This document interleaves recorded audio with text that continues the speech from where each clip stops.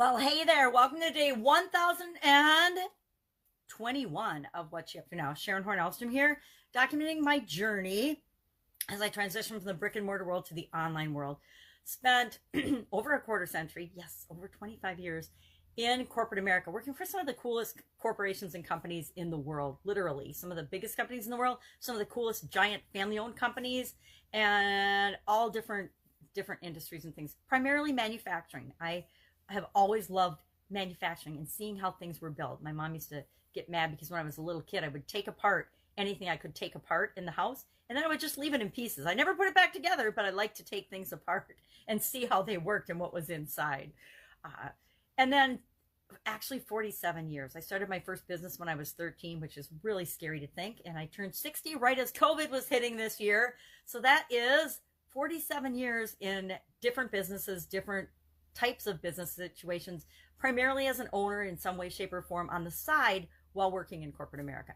And in 2017, I'd gotten divorced and had to, divide all the assets like you do in a divorce, and found myself in a situation where I didn't really want to continue doing the things that I'd been doing previously with my ex-husband, and I wanted to explore and look into different things. And so that's why, after about a decade of really being interested and curious about the internet, I thought, I'm going to jump online and I'm going to see if I can create and recreate my offline success in the online world. Now, not there yet. Have not in any way, shape, or form been able to duplicate the success I had offline, online. And I could make a lot of reasons. I could make a lot of excuses, but that's part of why I'm documenting my journey and sharing the things that work, the things that don't work, the good, the bad, the ugly, the lies that are told on the internet, just like everywhere else, about get rich quick things and about shortcuts and hacks and not having to work and, just do this and it's easy money. Just buy my system and you're going to be a gazillionaire. I want to blow the lid off some of that nonsense and some of that lack of reality that so many people are fed, not only in the online world, but in the offline world as well. There are ways to build a business. There's a simple process, really simple process. If you follow the steps, it's easy. The steps are easy. The steps are simple, but it's hard work. It takes effort. It takes work. It takes you actually doing it to make it happen. So today we're talking about, I create content every day. One of the things, I am visually challenged. So one of the things I realized that I was going to have to do was figure out how to make live video and do live video. So every day I produce live video content for my audience and my audiences, because I actually am serving a few different groups. One is a business owner group called Supersize Your Business. And for that today, our idiom was, I talk about an idiom every day. As part of my move about a year ago, I started sharing idioms and what they mean. Everybody, likes to share a word of the day. Oh, this is the word of the day or the word of the week. I have a really successful business friend who shares the same content over and over and over again. She's got, a handful of books and a handful of words that she uses, and she uses those to promote and sell her business and her business coaching. And I'm like, that's awesome. That's cool. But it's all about marketing and all about you. I want to share information that I think about and helps me grow, but also helps other people. So I started sharing, just as a filler, an idiom a day. And I wanted to quit a couple of times. I won't lie. Sometimes I get sick of it and I'm like, oh, I can't figure out how to make this idiom apply to building your business. I don't want to do this anymore. I'm sick of it. I've done hundreds of them.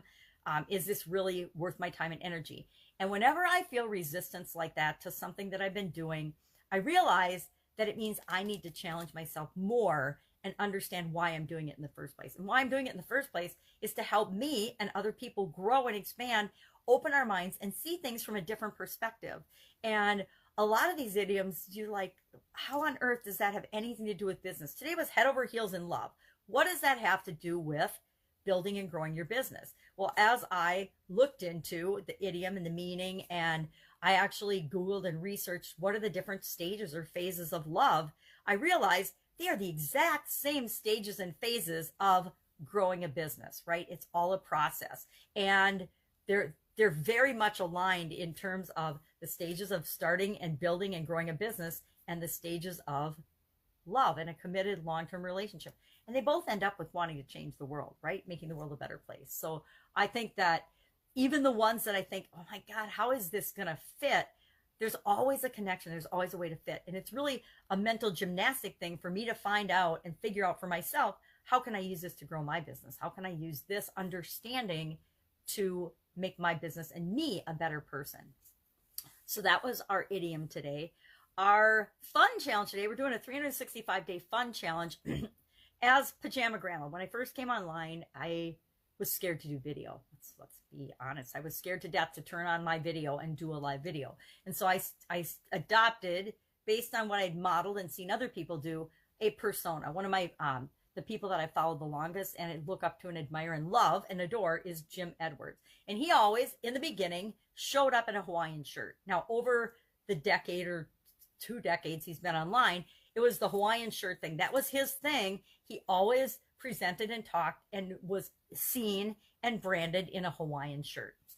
Now, over, I don't even know, the last probably 6 years maybe, he's switched to this unicorn persona. And I can't think of a unicorn or see a unicorn without thinking of Jim Edwards. Terrific branding. So from him and a couple other people, I learned that you want to brand yourself. So I came out and I was Pajama Grandma. Now, secretly, I was hanging out in my pajamas and my robes a lot longer working online than I ever would have gotten away with working in the, going out in the real world and interacting in the real world. And so Pajama Grandma, and I was a grandma, new grandma, it fit for me. It was comfortable and I kept it on, but I was wanting to stop doing it. I didn't want to show up in my pajamas all the time anymore.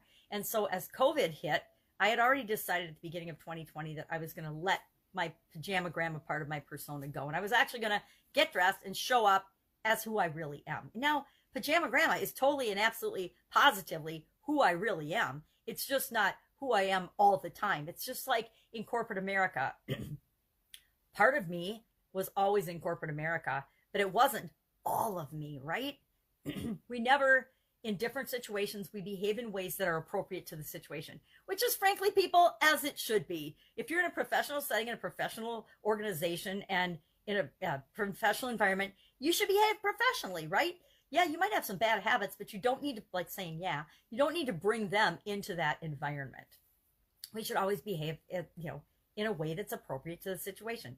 Not because other people expect us to, but because it's the right thing to do, right? We should always do what's the right thing to do. The right thing for us, but also the right thing with respect to interacting with other human beings. So corporate America was my professional, corporate, cleaned up, 3-piece suit, 2-piece suit persona, and super professional, super organized, super polished, right? And then Pajama Grandma's kind of the opposite of that, which was the point. The point was to say that we can be successful by being our authentic self. By being who we are, we can be successful. And the laptop lifestyle allows you to hang out in your pajamas, show up in your pajamas. Guess what?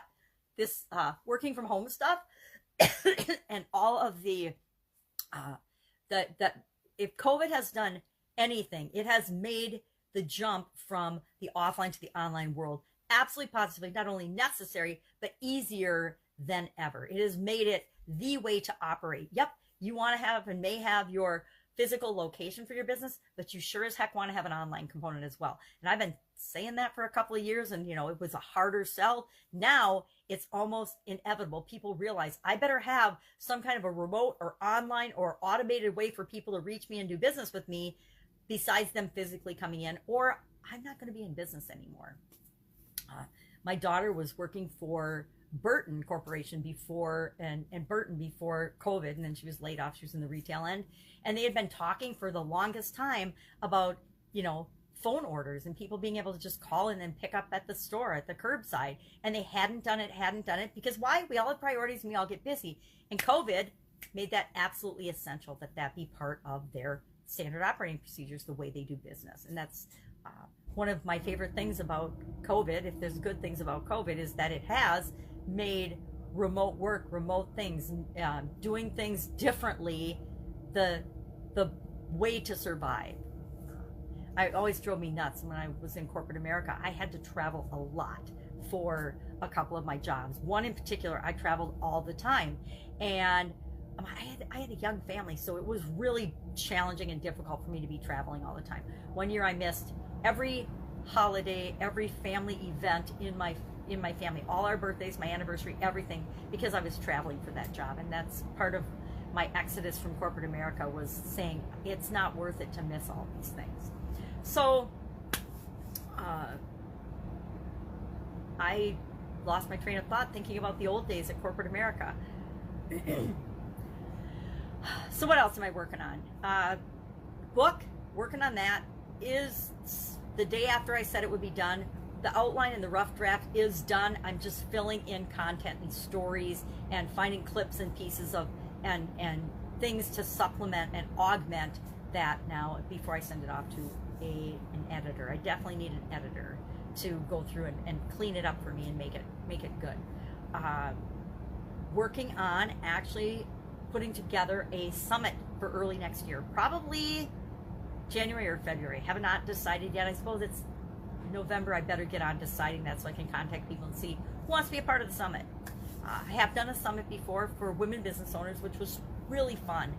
And I've been wanting to do another one, but COVID, I should have done it, but I was busy doing the Get Up and Go Challenge. So, and I like doing the Get Up and Go Challenge, but I think early next year I want to do another summit. And I've already got a couple people that have committed to wanting to do it with me. So I'm going to do a summit, book summit,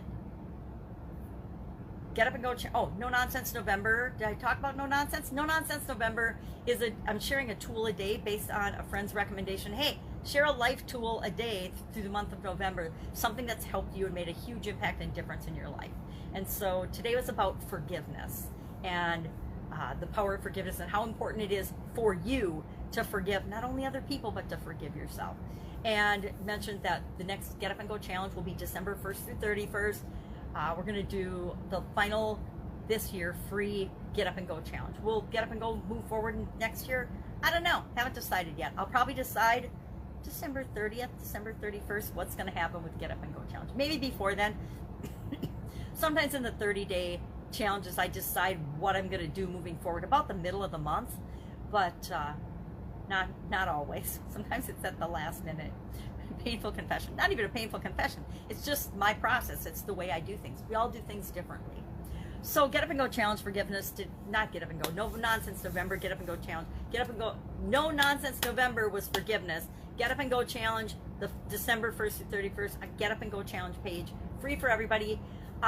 In the Get Up and Go Challenge private group are all of the past challenges, all of the videos, all of the content for this entire year is on that page. You have to share your email so that you're not going to spam, but otherwise they're all there in different units, divided up and in order if you want to go watch any of the past challenges or get any of that information. You can actually, if you know how to on Facebook, you can search by topic or category and you can find all of the times that we talked about a particular topic. So, for example, I don't recall if I've talked about forgiveness in any of the Get Up and Go challenges, probably in some way, shape, or form. So you could go into the units page or the group page and you could search for the term forgiveness and you could find any time that we've talked about forgiveness. Or you could pick any other tool or any other topic and say, put that in, type that in, and it will pull up all the videos, all the content that has to do with that. That is the power of Facebook groups. I don't know if people understand or use them that way, but I first started using groups and the social learning units when they first came out, have loved them ever since because it allows me to organize my content in a way that makes sense to people on a free platform, right? People, it's free to use Facebook. So anybody that's a coach or a creator or a business owner or a leader can use and create their own group. And it can be a private group, but I'd say if you want it to be a private group, make it private because down the road they said you're not going to be able to change the private to public, public to private. So if you at all think that you might want to make it a private group, make it a private group right now before they take that option away. All right, that's it. That's all I've got today. I'm sure I could talk about some more stuff, but I have got fun stuff to do today. I hope you do too. Have an amazing, fun day. If I can help you in any way, if you have any questions about offline business, offline world, online world, manufacturing, quality, sanitation, processes, systems, personal development, etc., hit me up in the comments below. I might not know the answer, but I guarantee I know a resource or someone to get you to the next thing you need right now. All right, have a great day. Catch you tomorrow. Bye.